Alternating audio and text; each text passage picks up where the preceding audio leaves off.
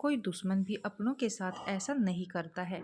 सानिया ने जब से सुना है कि उसकी बचपन की सहेली सुमन उसके ही शहर में शिफ्ट हो गई, तब से सानिया बहुत बेचैन थी सहेली को मिलने से। लेकिन समय नहीं मिलता था, सास बिस्तर पर थी, घर को कोई देखने वाला था नहीं।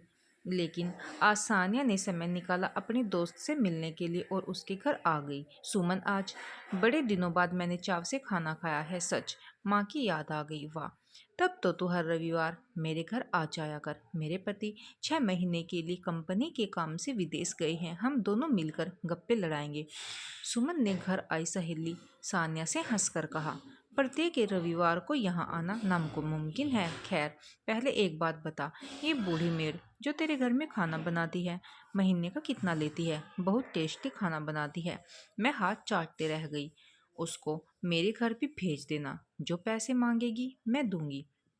हर वक्त एक आदमी उनके पास चाहिए। यदि खाना बनाने वाला कोई मिल जाती तो मुझे बहुत राहत होती। सानिया ने मन की बात सहेली को सुनाई। दोनों की बातें सुनकर बूढ़ी ने सकपकाते हुए सानिया के समीप आकर कहा, बेटी, मुझसे अधिक काम नहीं होता, इतना कर लेती हूँ, वही काफ़ी है।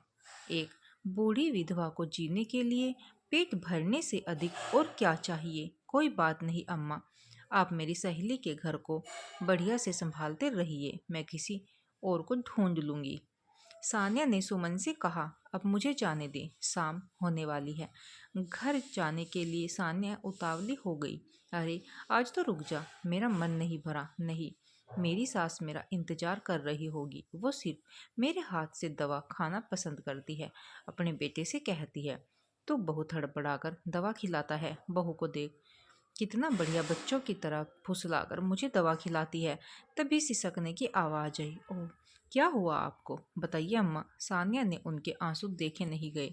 तुरंत बूढ़ी के पास जाकर उसने मधुरता से पूछा, कुछ नहीं बेटी, इन आंसुओं का क्या भरोसा कब टपक पड़े।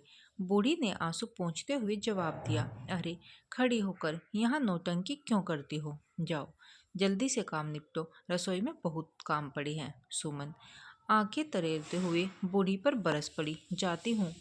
बूढ़ी के मुंह से निकले अधूरे शब्द कान में पड़ते ही सानिया की आंखें फटे की फटी रह गई।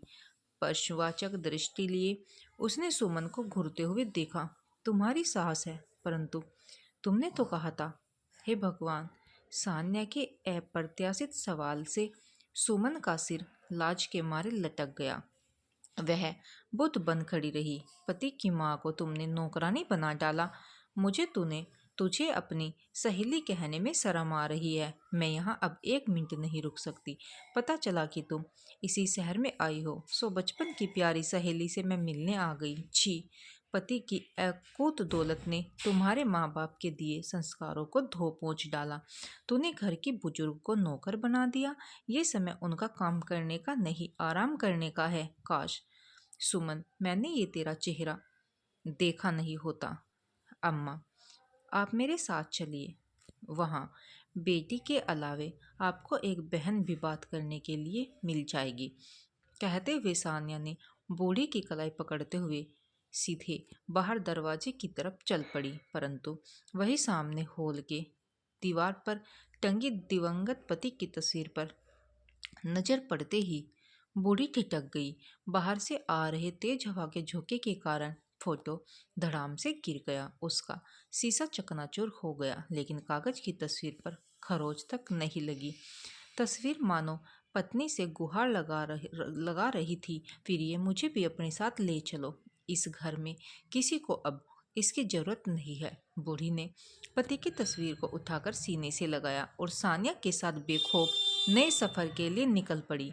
सानिया के घर आकर उनको बस मान सम्मान नहीं मिला, बल्कि एक बेटे बेटी और बहन का प्यार भी मिला। सानिया और उसके पति की मासी बन गई। अब वो बहुत खुश रहती। कभी कभी सानिया की रसोई में मदद भी कर देती, लेकिन सानिया ने उनको सख्ती से मना कर रखा है कुछ भी करने से। ऐसे रिश्ते पाकर तो अम्मा धन्य हो गई।